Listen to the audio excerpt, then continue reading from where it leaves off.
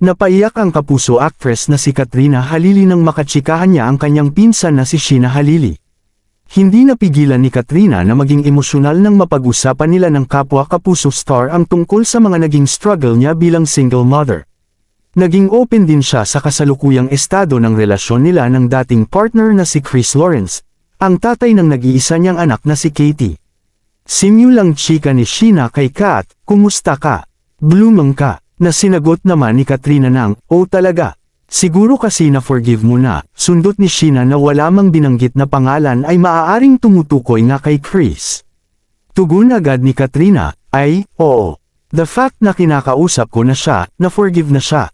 Dito na nagsimulang maluha ang kapuso actress na tinukso pa ni Sheena ng, "Sa ating dalawa, ikaw yung talagang ganoon. Alam niya, huwag mo na akong idamay."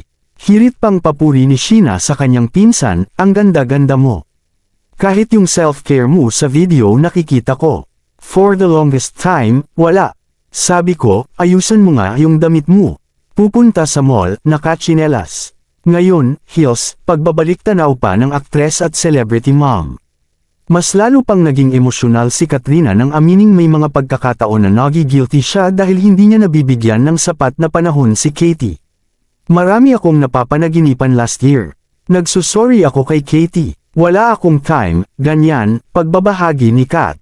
Say ni Sheena sa kanya, "Okay lang yun. Ngayon lang tayo nagkita. Magkwento ka na." Pagpapatuloy ni Kat, "Kaya ko in-open na okay na kasi dati kapag nagkikita kami, nod lang ganun oh.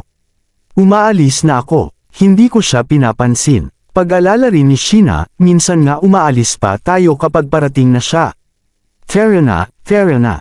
Umalis na tayo. Lalayas, di ba? Kasi nga ayoko siyang makita," say ni Katrina kay Sheena.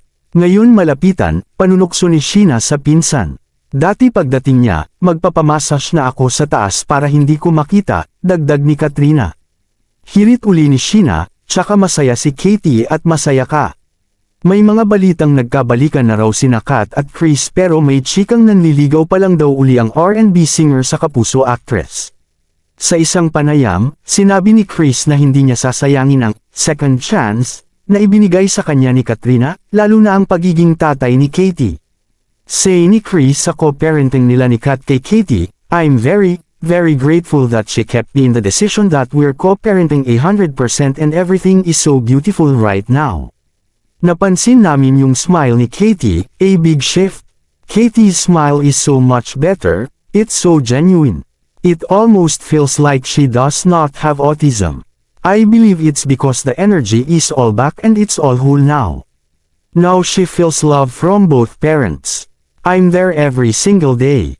She sees that me and Kat are happy. The fact that me and Kat are happy, it trickles down to her and it makes her feel secured and loved. The magnitude is just phenomenal, sabi ni Chris.